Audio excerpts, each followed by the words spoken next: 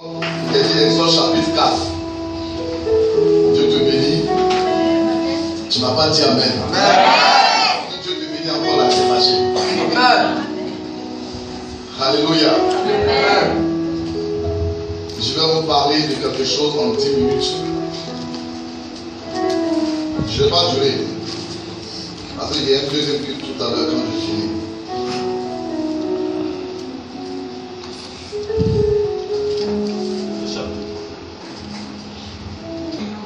Quand vous dites que le pasteur, il est Dieu, votre pasteur est ceci, est cela. Mon frère, depuis un moment, ils sont en train d'enseigner que toi-même, là, Dieu est capable de faire des choses avec toi. Mais comme tu ne veux pas, parce que depuis longtemps, tu as été enseigné par des gens qui t'ont dit que non, ta vie là, c'est eux, c'est cela. Donc tu n'as pas envie d'avoir un changement.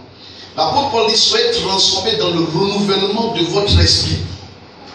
Vous comprenez? Si vous voulez voir de grandes choses avec Dieu, il faudrait qu'il y ait une transformation dans votre esprit. Donc il n'y a pas de changement, il ne peut pas avoir d'impact. Alléluia. Vous allez voir que votre vie sera attachée à une seule personne. C'est comme vous allez voir dans certaines églises, quand le leader n'est pas là, l'église est vide. Parce que les enseignements qui sont passés sont attachés au leader. Comme si c'est le leader qui fait l'église. Ici, là, c'est pas moi qui fais l'église. C'est une vision. Et c'est Dieu qui est la vision. Donc chaque fois que vous êtes ici, que je sois là, que je ne sois pas là, vous êtes avec Dieu. Moi-même, il est ici pour chercher Dieu. Alléluia. Donc quand je viens ici, je ne viens pas pour que vous courez vers moi, mais que vous courez à la parole de Dieu, vous cherchez Dieu. Alléluia. Sinon, je disais une fois à quelqu'un, moi j'ai tout ici pour prendre vos millions et vos milliards si vous voulez. Amen. Je peux vous escroquer jusqu'à 100%, même pas 100%, 102%. Amen. Je peux, mais ça ne m'intéresse pas. Moi, je veux que l'évangile soit une réalité pour moi. Alléluia. C'est pourquoi quand vous venez ici, je prends mon temps pour vous enseigner la parole de Dieu. Mais je veux que vous soyez transformés, que vous soyez des chrétiens véritables. Alléluia. Est-ce que vous me comprenez? Donc chaque fois que je donne un enseignement ici, comprenez que c'est produit par le Saint-Esprit et le message vient pour vous transformer. Mais depuis que j'ai commencé le message de foi, je n'ai pas encore vu un témoignage poignant ici. Depuis que j'ai commencé le message, je n'ai pas encore vu quelqu'un. Je me suis dit, gloire à Dieu, le message du pasteur prêché. Je suis parti, j'ai exercé le ministère de la parole. Et puis j'ai vu un miracle dans ma vie. Moi, je n'ai pas donné de témoignage ici. Donc il y a un problème. C'est-à-dire que vous venez juste pour entendre et partir à la maison. Je vais vous dire une chose. On ne vous donne pas les armes pour que vous commencez à les utiliser quand vous êtes en guerre.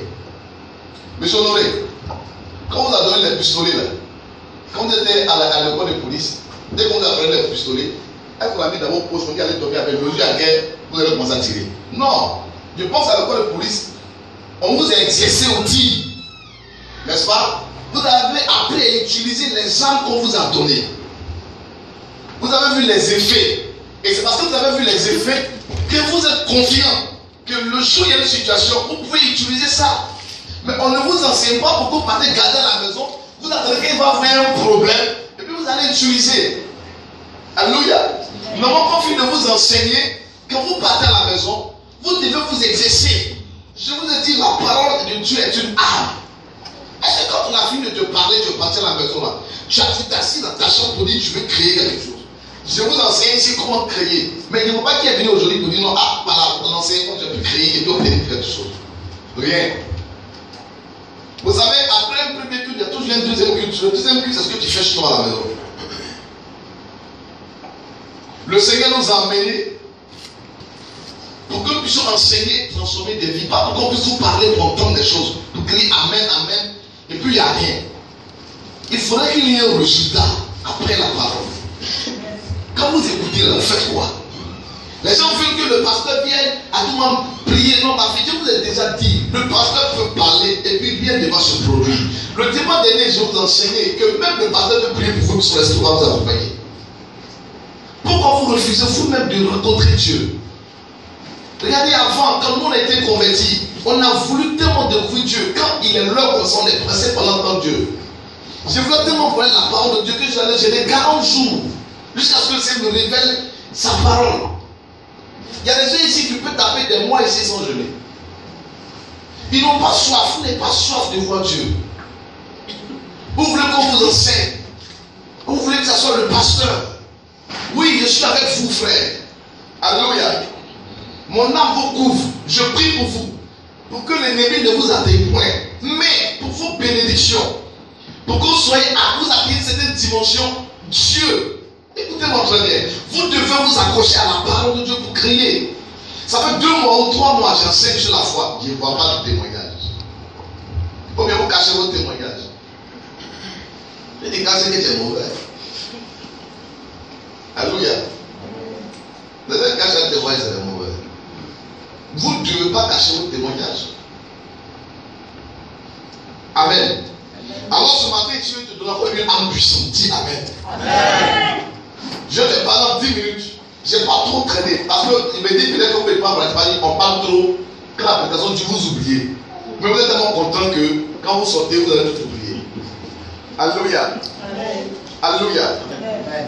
Voilà. Donc il faut m'écouter. Quand tu es fini de te parler, il faudrait que le dimanche prochain, quand tu vas arriver ici, là, tu viens me dire, moi, voici ce que j'ai fait. Alléluia. On veut être une église de témoignage. Vous allez voir, ce sont des hommes de foi souvent qui vont rester ici. Je veux des gens qui sont capables de créer. Quand vous restez comme ça, là, moi, ça ne m'arrange pas, ça me crée des problèmes. Il y a des gens jusqu'à actuellement qui ne travaillent pas. Ils ont des gars qui ne travaillent pas, qui cherchent. Tu veux qu'elle travaille. Tu as la foi. Tu as la parole de Dieu. Alléluia. On n'a pas dit qu'il n'y a pas de problème. Mais les problèmes se règlent. La même exemple, mon président, il dit, moi je suis assis dans le bateau. L'église n'avait pas peur. Quels sont les problèmes de l'église? On va vous demander de régler. Si vous ne pouvez pas régler, ce n'est pas une obligation. Mais tant que moi je suis assis dans le bateau, mon église ne va pas tomber. Amen. Alléluia. Parfois, parce qu'on n'est pas réagi, que vous allez avoir des problèmes. Non, écoutez-moi très bien. C'est Dieu qui a donné la vision. Puis on est dedans. Amen. Donc ne tremblez pas. Parce que la peur vous fait faire des choses. Vous peut vous faire dire des choses. Amen. Voilà. Soyez accrochés. Soyez attachés. On va loin. C'est parce qu'on va loin qu'on prend notre temps pour nous préparer. Alléluia. Sinon, je peux faire mon église comme les ministères aujourd'hui où c'est plein, c'est plein, c'est plein, c'est plein. Mais le peuple n'a pas de vie. Le peuple là dépend du pasteur. Alléluia. Je peux venir m'arrêter ici et puis commencer à prophétiser, donner des révélations. Amen. Une notion terrible, on est parti. Quand il est fini, je suis couché à la maison et puis il t'appelle encore, il y a eu un songe. Dites-moi, ici là, quand il est fini culte ici là, c'est qui t'a appelé une fois pour dire non, j'ai fait songe, j'ai vu que non, moi je ne fais pas ça. Hein. Ou bien qu'il est fini, qui m'a vu chez lui à la maison? Vous dites non, voilà, j'ai tombé, j'ai vu la mort venir vers toi. Non, je contrôle tout dans mon esprit, mes enfants sont bénis, je les laisse travailler. Et puis le dimanche est là pour les témoigner. Je n'emmène pas quelqu'un. Alléluia. Mais vous voulez que ce soit un ministère dont le pasteur qui est tombé aujourd'hui, j'ai vu serpent attaché ton cou. Que je fais chaque matin pour que vous croyez que vous êtes dans une église vivante. On vous donne la liberté. Jésus dit allez enseigner la bonne nouvelle. Serpent qui attache ton cou là, ce n'est pas une bonne nouvelle pour toi. Alléluia. Je sais que c'est difficile d'implanter une église véritable. C'est difficile d'annoncer la parole de Dieu parce que la parole de la Bible dit même quand elle vient, elle peut tomber sur les cœurs de pierre. Alléluia. Donc ça peut ne pas produire. Mais je prie que la parole puisse gagner le maximum. Amen. Des gens parmi vous. Je veux des chrétiens sélectionnés, des gens qui ont la foi, des gens qui ont envie de découvrir Dieu. Alléluia. Des gens qui veulent découvrir Dieu dans sa profondeur. Qui ont envie de voir Dieu. Sentir le Saint-Esprit les utiliser eux-mêmes. Vous-même, Dieu peut vous utiliser. Personne n'est extraordinaire. La Bible dit Élie était de même nature que nous. Pourquoi la Bible a précisé? Pour dire qu'il n'y avait rien d'extraordinaire. C'est quelqu'un qui a cru en Dieu, puis Dieu l'a béni. Alléluia. Oh, tu n'as pas dit Amen. Amen. Ton Amen a même chose. Il faut dire Amen. Amen. Ça dit mon paradis là dépend de ce que je suis en train de vous dire. Donc c'est pas pour le 20 000, de 30 000, de 50 000, de 100 000 que je vais venir vendre mon âme. J'ai le droit de vous enseigner la parole de Dieu. de vous dire la vérité, ce qui est juste. Et la Bible dit que la vérité qui a franchi. Soyez de nouveaux chrétiens. Alléluia. Soyez de nouveaux chrétiens. Vous savez, les grands miracles, ou bien les problèmes sont beaucoup évités par l'écoute. Quand vous évitez beaucoup de problèmes. Un homme qui écoute, la Bible dit c'est un homme qui est prudent. Amen. Quand tu écoutes, tu évites beaucoup de choses. Vous savez, le monde aujourd'hui est en train d'être détruit parce que le monde n'a pas écouté. Et les gens n'écoutent pas parce que les gens souvent minimisent la source de la parole, ou bien minimisent celui qui parle. Alléluia. Je vous ai dit, la parole de Dieu est tellement importante, et le peuple de Dieu est tellement important que Dieu est obligé de même de parler par un âme. Amen. D'utiliser un âme pour parler. Ça veut dire que c'est important. Rien ne doit freiner la parole de Dieu. Mon comportement freine la parole de Dieu. Le comportement du prophète a failli freiner la parole de Dieu, mais Dieu a pris l'âme. Comprenez que Dieu parle par plusieurs manières et puis parler par tout le monde. Écoutez, un homme qui écoute, il évite beaucoup de choses dans sa vie.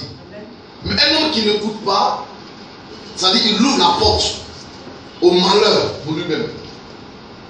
Donc, la délivrance vient par l'écoute et la mise en pratique sur ce qu'on a entendu. Alléluia. Regardez, il est temps de dire à quelqu'un, vous voyez ce qui se passe à tout le monde dans le monde là. Vous savez, rien ne peut arriver dans le monde sans que Dieu n'avertisse. Tous ces mouvements que vous voyez, des histoires de Boko Haram, de Moudjahidine, voilà. On parle de Cameroun, on parle de Nigeria, on parle même de Côte d'Ivoire, on parle de Mali. Mais ça, Dieu nous a avertis. Mais Dieu a parlé par la bouche de quelqu'un, mais les gens n'ont pas écouté. La révélation est sortie d'un petit pays qu'on appelle la Libye. Avant que Kadhafi ne meure, il a dit que la stabilité du monde entier va dépendre de la stabilité de la Libye. Quand vous le lisez bien ça dans sa déclaration, quand il a dit ça, on n'a pas écouté. Amen. Quand ils ont déstabilisé la Libye, tous ceux qui ont fui avec Kadhafi sont venus vers le Mali. Amen. Niger, Mali. C'est rentré quand ils sont arrivés au Mali, il y avait déjà une guerre avec les Maliens qu'on appelle la guerre des Touaregs. Ça existait et ils ont soutenu ces personnes-là, ils ont frappé le Mali. Après le Mali, quand la France est intervenue, ils ont frappé le Nigeria et ainsi de suite et ils sont rentrés. Vous comprenez? Mais quand Kadhafi disait non, que la stabilité du monde va dépendre de la Libye, on se disait non, voilà un président qui veut qu'on le soutienne. On dit oh, c'est un païen. On dit non, c'est ceci. Mais ce qu'il a dit là, c'est pas ça qui contrôle le monde aujourd'hui. Aujourd'hui, on va dire on a peur. Et c'est un mouvement qui est en train d'envahir le monde entier. Pourquoi? Parce que les gens refusent d'écouter quand ils le parlent. Quand quelqu'un te parle, il ne faut pas te dire non, il est ceci, il est cela. Il faut écouter ce qu'on te dit. Amen. Aujourd'hui, le monde est en train d'être envahi par ce venin. Pourquoi? Parce que les hommes ne pensaient pas que ce petit pays-là, peut constituer la stabilité du monde entier. Donc lui, il dit c'est un petit pays, mais si ce petit pays-là chute, le monde va chuter. On dit, mais attends, les États-Unis même est là. Toi, ton petit pays, ça chute, le monde va chuter pourquoi? Mais ça chute là, voilà le problème. Donc souvent, quand vous êtes dans votre vie, écoutez. Quand on vous parle, écoutez. Ce qui est important, c'est l'écoute. Donc si tu as une oreille ce matin, écoute ce que l'Esprit va te dire. Alléluia. Si tu as une oreille ce matin, écoute la voix de Dieu. Dis-toi que Dieu veut te parler. Dieu veut faire quelque chose avec toi. Alléluia. Vous savez, quand on dit que quand quelqu'un t'appelle, si je suis là, Dieu dit Pélagie. Amen. Et que Pélagie vient, le problème, c'est pas se déplacer, venir jusqu'à moi. Elle va chercher à savoir pourquoi je l'appelle.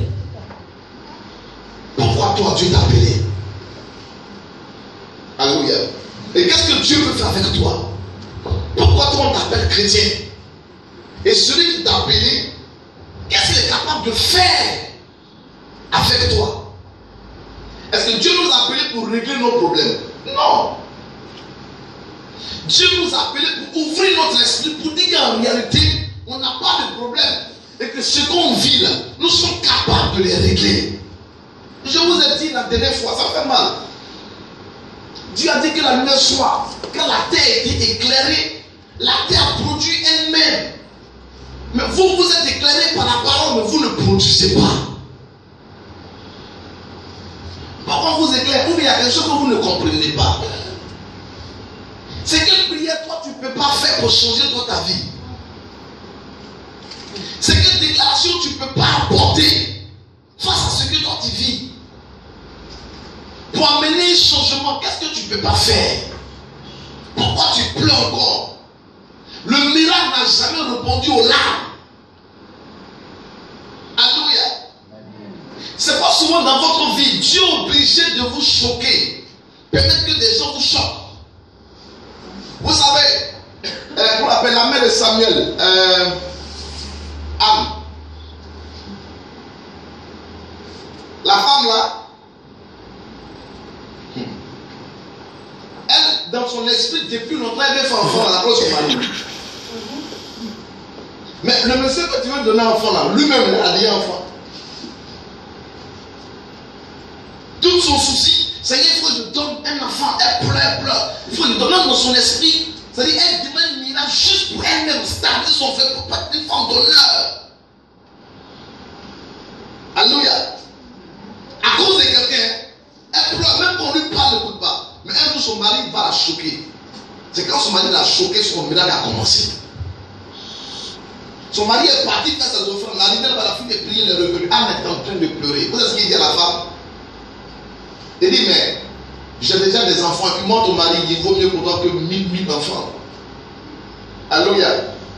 Elle a compris que tu as des enfants que tu me parles comme ça. Ça te suffit, ce que tu as là. Elle ne va pas prendre ses responsabilités. Elle est partie elle-même. Elle a commencé à prier. Elle dit, je ne donne plus à mon mari, mais je donne maintenant à Dieu.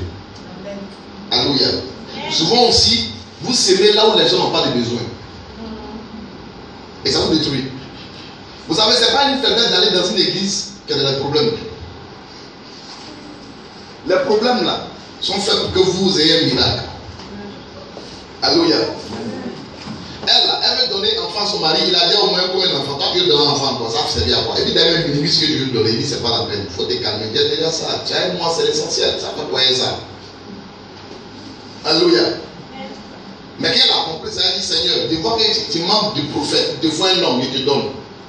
Là où il y avait le besoin, qu'elle a prophétisé, Dieu lui avait un enfant. Vous prenez l'histoire de Sarah. Sarah était choquée. Quand sa servante a commencé à désobéir, vous comprenez? À partir de ce moment-là, elle n'a plus dit, je suis vieille, je ne peux pas faire l'enfant. Elle dit Seigneur, il faut que tu me donnes pour relever ce défi-là. Il y a des chocs que Dieu amène vers vous pour que vous compreniez certaines choses. Alléluia. Vous devez apporter un changement. À partir d'aujourd'hui, le message que je te donne là, il faut le dimanche prochain. Tu me dises, moi c'est un devoir, je vous donne. Vous savez ça, on est venu à l'école là. Quand on vous donne des exercices, vous partez à la maison, vous expérimentez, vous venez. C'est comme ça on fait. Et puis on est là, on est assis, le pasteur est assis. Et puis il y a les témoignages. Gloire à Dieu. J'ai entendu le message, j'ai appliqué, j'ai prié. Cette semaine, j'ai vu ceci, j'ai vu cela. Mais rien.